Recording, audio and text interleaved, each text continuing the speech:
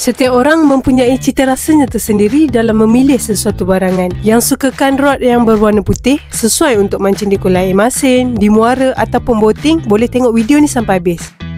Direka menggunakan teknologi M-Tune untuk memberikan keseimbangan antara ringan dan sensitivity karbon. M-Tune merujuk kepada hybrid blend, carbon fiber dan fiberglass. Jadi, rod ni rod yang kuat, sensitif dan ringan. Rod Blazer ni sesuai untuk casting.